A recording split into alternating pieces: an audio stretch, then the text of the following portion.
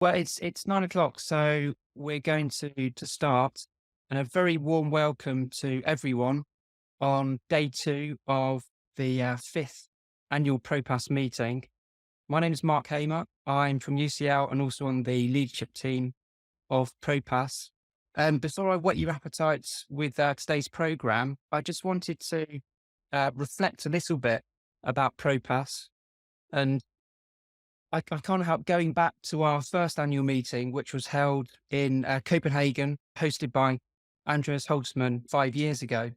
And I was reminiscing with Andreas because that week we had this incredible weather in early October. It was mid 20s. We were all overdressed, and Andreas put on these incredible smoked salmon rolls at lunchtime, and he assured me that was the thing in Scandinavia.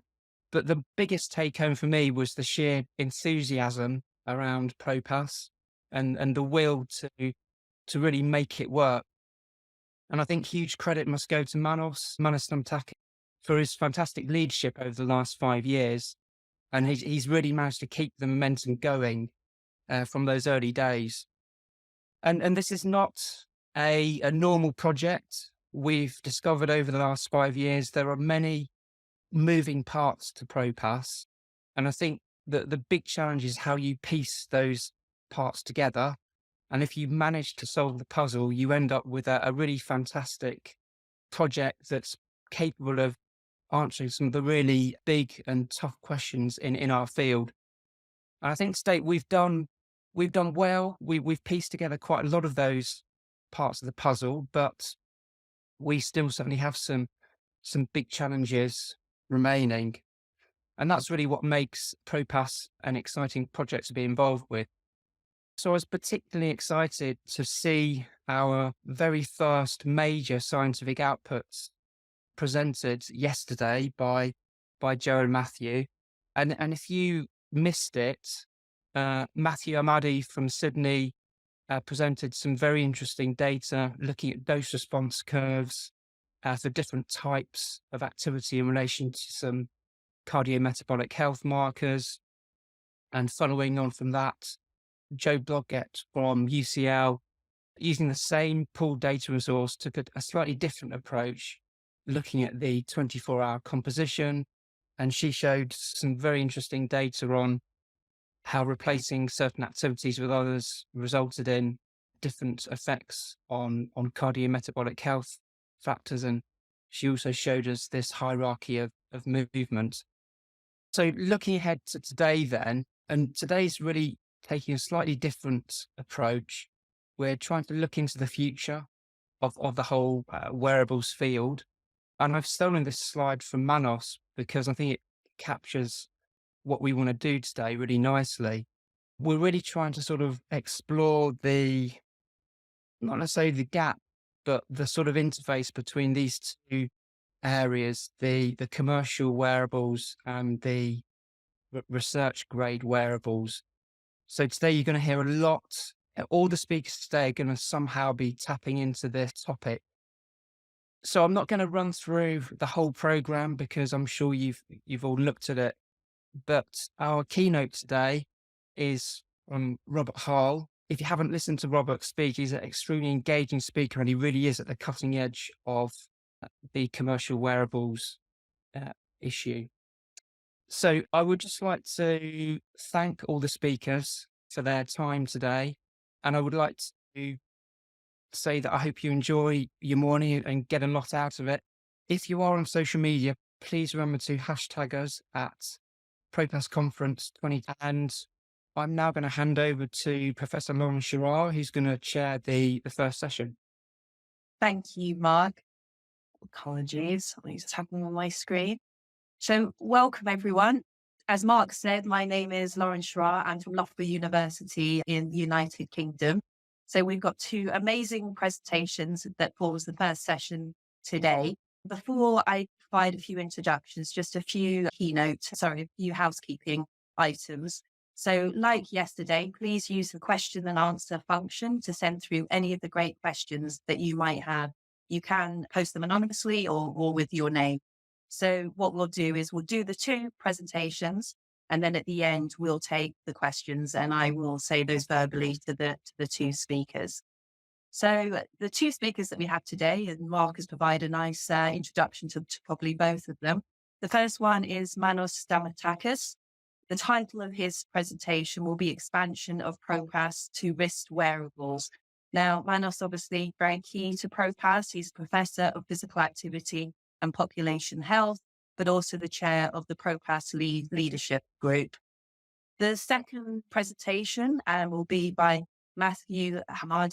He's a research fellow at the Charles Perkins Centre in the Faculty of Medicine and Health at the University of Sydney. We heard him present yesterday. We'll hear him present today on Unified Wearables Framework. So with that introduction, I will pass over to Manos. Thank you, Lauren, and thank you everyone for joining us on the second day of our fifth annual meeting. What I'm going to do, I think the title of my presentation gives away quite a lot of information. So we have recently made a decision to expand to wrist accelerometry. Traditionally, ProPASS has been thigh accelerometry. We took a conscious, a careful, calculated decision back in 2017-18. So I would like to start by providing a little bit of overview of the field of accelerometry standards in general. And I think this image encapsulates really well, in my opinion, what has happened over the last 20 years, which is the period of time we have accelerometry. We use accelerometry in a reasonably large scale. Just to back up this picture and this history of inconsistency, of poor communication between different research groups, of lack of collaboration, I would like to emphasize that, because I truly think that ProPASS serves a really important role when it comes to this Babel-style type of collaboration and communication in the field of technical physical activity measurement. And just like as a testament to this point, just think of those who've been around for long enough. Think about accelerometry, waist accelerometry, hip accelerometry, cut points. About a dozen of them, a minimum. I can recall a dozen of them. I'm sure, I think there are 11 of them, only for children plus adults. Every set of cut points gives you a completely different picture. So I think that's how the field started. And unfortunately, we haven't got rid of completely this kind of mindset. So I think ProPASS can play a critical role in bringing together different groups, different parties, and providing a desperately needed unified approach to how we measure physical behavior using devices, how we process the data, how we analyze. Of course, it is complicated. Of course, it won't be an easy undertaking. In many other occasions, and again, I'm going to stay a little bit in the history, very fantastic minds came together. They took they had nice discussions. They took important decisions, and nothing happened afterwards.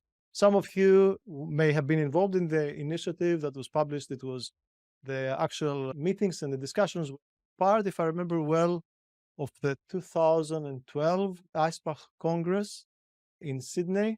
Yeah, that it didn't, and it wasn't really, no action, not concrete actions came out of that initiative. So I think that ProPASS came into the scene at a very good time, considering how fast technology is racing, wearables technology is racing, how fast consumer wearables are become part of our everyday life. And yesterday in the opening discussion, and Mark also alluded to how important we cannot see research grade wearables. We cannot see wearables completely separate from what happens in the consumer wearables world. Because from this point on, we will see the two converging more and more. Until now, they have been diverging away. From this point on, I think we will see them be converging. So when it comes to putting together consortia like ProPASS, it's not the very first accelerometry consortium, but it's the first adult accelerometry consortium. Our biggest enemies have been restrictions around the brand and the model and the placement. So I will focus today on the placement, because this is the major decision that we took, expansion to a different placement in addition to our primary placement, the thigh. So our efforts for quite a while at ProPASS have been about liberating ourselves from the tyranny of a specific brand, a specific model of accelerometer, and a specific placement more recently. So when the time came to set up ProPASS, we had to take a few decisions. The options were quite clear to us. The decision really was between thigh and wrist. The waist hip accelerometers, it was clear to us they are not 24-hour methodology. It's very hard to implement them in a 24-hour context. The 24-hour discussion we had already started, so waist was not a possibility for us really. So we took initially the decision to focus on thigh. We had limited resources as well, so we had to put our limited eggs in one specific basket. We thought that this strategically was a good decision, and I still believe that it was a very good decision. I don't think that we made any mistakes. Now, a little bit of rationale, how we came to the decision to focus on thigh. In terms, you've seen, some of you may have seen this diagram. This is the dimensions of physical behavior, the ProPASS physical behavioral construct. We presented a couple of times yesterday in different talks. In a nutshell, in terms of measuring capacity, what tilted the scales in favor of thigh was its ability to measure posture much better than wrist. At the same time, when we took that decision, we were very clear that the thigh placement in terms of measuring capacity, in terms of tangible aspects of physical behavior, was coming with a major limitation. That limitation was the intensity classification, and we know how important intensity classification is in our field. The guidelines are around intensity. The vast majority of papers out there, physical activity epidemiology papers, are about intensity. So we knew I would like to open brackets because the talk, yes, it's about the placement, but I would like to open brackets just like to illustrate a little bit our thinking about back then, back in 2018, 19, when we took all these strategic decisions. So as soon as we took the decision, we also initiated a study at the University of Sydney, a study to develop thigh accelerometry standards. I'm not going to give you much more information because Matthew, a lot more information in the second part of this session, but just like to, because you will hear me talking about the two-stage intensity classifier. So this is going to be a two-stage classifier approach. We will classify the signals first according to type of activity or posture, and then intensity. And we have tried intensity, this approach, with wrist accelerometry with really, really good results. More about this by Matthew. So I'm closing brackets and I'm going back to the placement and the tyranny of the brand model and the placement, the specific placements that is a limiting factor that limits the number of cohorts and studies that can be embraced by initiative like ProPASS. So for the branded model, this was literally the very first thing we did in ProPASS. We started this study in 2018 as soon as we set it up, because we had to prove the principle of device agnostic accelerometry empirically. So if you were talking to very knowledgeable people who understand high-tech people, they said, yeah, of course, if you put a triaxial accelerometer on the thigh, it will give you, or on the wrist, it will give you the same answer, but there was no empirical evidence. So we did our homework. We empirically got rid of the tyranny of the specific brand model. So now ProPASS is fairly agnostic when it comes to devices. Since we took these decisions, many things happened though. It's a fast evolving field, and this is really good, very good. So we had, for example, small consortia publishing studies using both waist and wrist accelerometry, for example. So that was an indication that the placement, the unique placement, the single placement wasn't necessarily a necessity. So that study was led by Sebastian Chestin, our friend and good collaborator, Sebastian Chestin.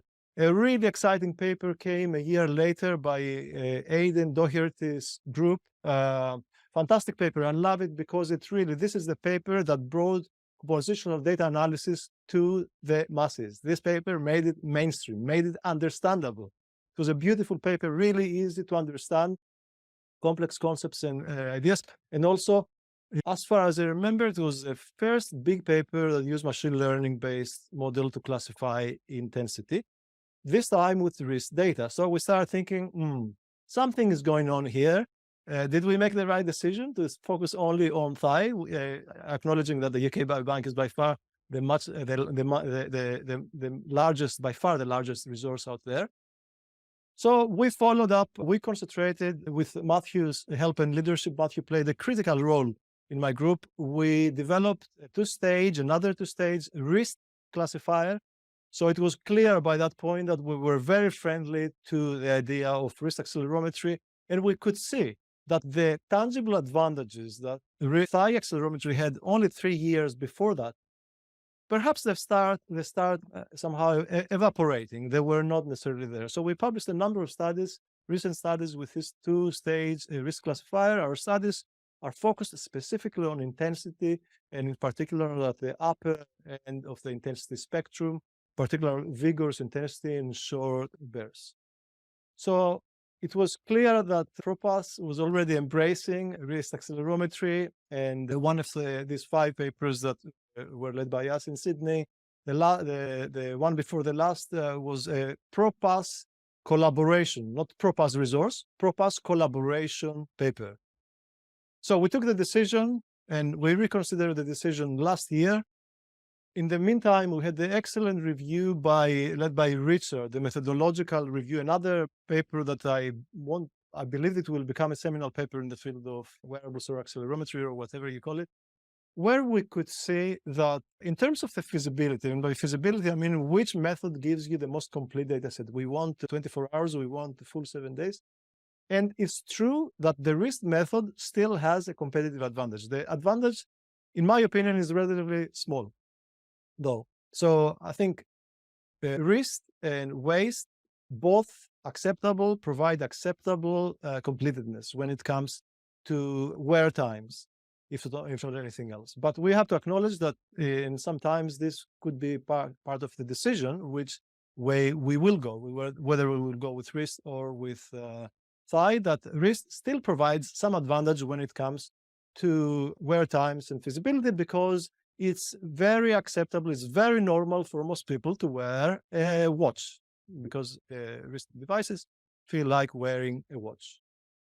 At the end of the day, what we're trying to do here, and what really matters, is whether, no matter where you place the device and what device you use, can we get a consistent tangible output? Can we get a consistent answer when it comes to times in specific intensity, posture, sitting, standing, sleep times?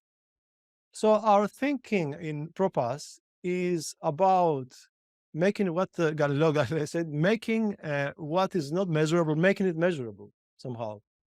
So we have a quite large stream of work in this area, and Matthew will give you a few highlights from that work in the next presentation. But I would like to take the opportunity here, because it is very relevant to ProPASS, to mention the establishment and the launch of the Mackenzie Wearables Research Hub at Charles Perkins Center. Charles Perkins Center is our academic home at the University of Sydney, which was very fortunate to receive a very large bequest by late Jenny Mackenzie, a philanthropist, $24 million. And we didn't get the whole $24 million, just to clarify. But we got a decent chunk of that to set up the Mackenzie Wearables Research Hub at CPC. And why am I mentioning it, and why it is critical for the future of ProPASS? Because the Mackenzie Hub provides a really nice buffer, a really nice cushion. For ProPASS, we rely from this point on, and considering the direction of travel and how large the consortium is, we rely on competitive grants. We're very fortunate to have the BHF grant a few years ago. It expires in a couple of years. We have put in, 3 or 4 applications, so we continuously place bids, of course, but in this competitive environment, nothing is certain. So we have a set amount of resources as part of the hub that can be to some extent utilized by ProPASS as well. And one of those set of resources is that all the developmental work, all the algorithm development and harmonization work that Matthew will describe in the next slide, all this is done with internal funding by my research group and by the Mackenzie Hub. From this point on, the Mackenzie Hub will be chipping in. So it provides a very nice, stable stream of funding. Initially, the hub has been funded for 3 years, I'm very confident we're doing very well in terms of supporting the research community, the local research community at the University of Sydney, which is the primary function of the hub and the reason why the university gave us the funding, to be able to harmonize and further refine and develop algorithms for both placements, the wrist and thigh. So from this point on, ProPASS on the methodological side of things will be placing equal importance to wrist and thigh with a view to harmonizing them and being able to use them interchangeably and interpreting the signal into tangible outputs in an agnostic, in a placement agnostic way. This is our ultimate goal. We are not starting the work that Matthew will describe in the next presentation, the harmonization of different placements, the comparison in the first instance. Before we harmonize, we need to empirically see what differences are in the output of the two placements. We did not, I have to clarify, we did not start from scratch. There has been work, and one example here is by Alexander Montoyer 6-7 years ago, where they compared the output of wrist and thigh and waist in terms of physical activity type classification, if I remember well, and the conclusion was very encouraging. So wrist and thigh compete head-to-head, and they're both superior to waist accelerometry. So this is very clear from all that body of studies, the small body of studies that were concerned with harmonization of different placements and comparisons of different placements.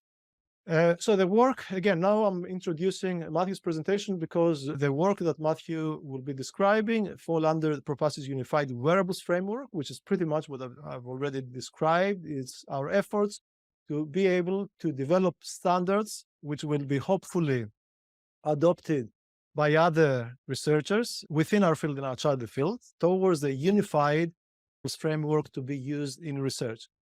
I think what we have been doing so far in Sydney and in ProPASS is very much concerned with research grade wearables.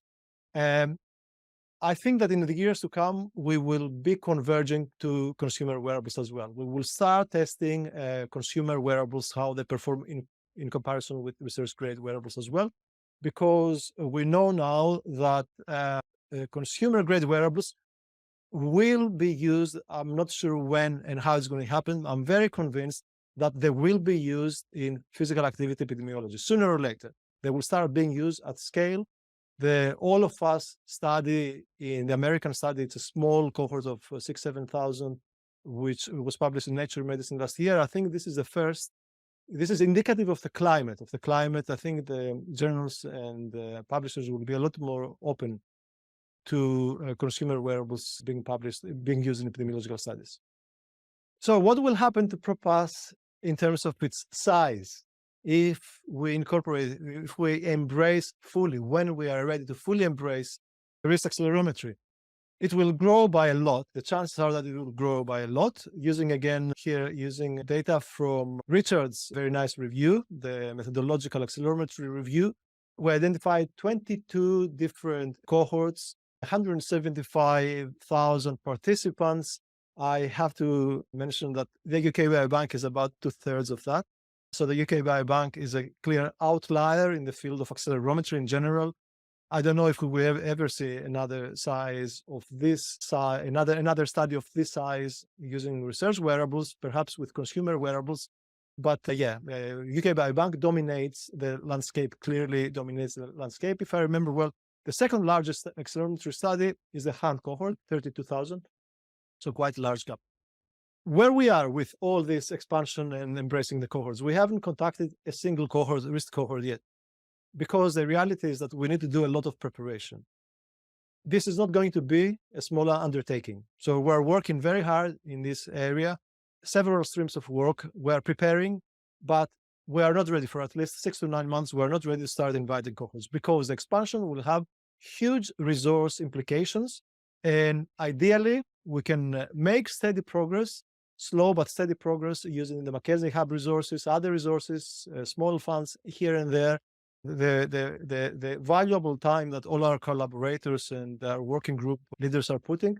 But to be able to do this fast, and I'm very keen to complete the expansion very fast, we need another grant. And why do we need another grant? Because things like expanding the harmonization from 20 cohorts to 40 cohorts, expanding the data harmonization is going to be a major undertaking. We will need to engage, secure funds for Malmstrom Research, our collaborator from Canada, who is leading the harmonization. We will need to secure funds for the expansion of the data shield, Fed analysis and data access, remote data access infrastructure.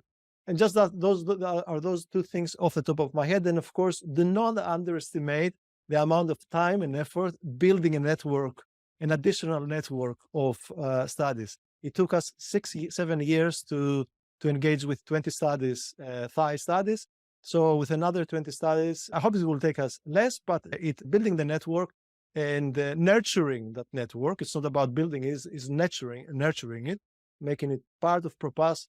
It's going to be, it's not a small undertaking. So before I close, I would like to, it's a call to whoever is a researcher there, especially those who do technical measurement development. We need to collaborate better. My experience, our experience in ProPASS in those last few years has been amazing. We have collaborated with over 100 people. We can do better. We can do better, especially when it comes to developing standards. I think the time has come for us to share data sets. The time has come for us to start talking to each other, to stop thinking, start thinking beyond our research group, our research institute, our little research collaboration, and just like share and collaborate more closely so that we can make fast access towards providing this unified wearables data processing and interpretation standards. Because I think if we do that, I'm very convinced that our influence will overflow well beyond the physical activity, the physical behavior epidemiology field. It's as simple as that. We can influence, we can set our mark, and we can set the standards in wearables across all health disciplines if we collaborate better. And ProPASS could be one of those platforms. So I would encourage you to see ProPASS as a possible platform to do that. If you are aware of a better one, let me know and I'll join. Okay, a couple of, so I'm going to close my talk for trying to preempt a couple of questions that some of you may be scratching your head and asking, so what's happened next exactly? So this is work in progress. So you may be wondering, first of all, are we ditching Thai accelerometry after developing all these standards, doing all these studies, investing? Which is going to be our primary placement? There is not going to be primary placement. We will be recommending Thai as a primary placement in some cases if the research scenario and the research circumstances are appropriate, if the circumstances are appropriate and more conducive to wrist accelerometry, if, for example, if the study is in a very hot country during summer, we know that there is an increased risk of skin irritation from the adhesive that we use for Thai. Yeah, that's just an example. I mean, in that case, if there are concerns about feasibility and we suspect or we have empirical evidence that the wrist accelerometry will bring up much better adherence, much better wear times, we will be recommending wrist accelerometry as part of our ProPASS expansion. So in a way, we will stay open-minded. We still think that Thai has certain advantages when it comes to the posture allocation assessment. And I think sedentary behavior is important. Posture is important in general. So it will have a competitive edge when it comes to our recommendation, but we will not necessarily recommending only Thai. It will be a case by case, cohort by cohort basis, our recommendation and our support. The second question, those who attended, especially those who attended the session yesterday, Peter Johansson's session yesterday about Actipass, is now Actipass is specific to Thai accelerometry. What's going to happen to Actipass? Yeah, Actipass, of course, will need to be updated. This is not going to happen overnight. It's going to happen in stages. So once we have the two-stage Thai intensity algorithm that Matthew will describe the study in a minute, and I mentioned a bit earlier, we will incorporate it. So little by little, we'll be incorporating the Thai standards and the wrist device standards into Actipass. And that's another thing, we need to secure some resources. We haven't started even these discussions because we haven't fully started the expansion to RIST, but these discussions will have to happen fairly soon. And with that, I would like to thank you for your attention.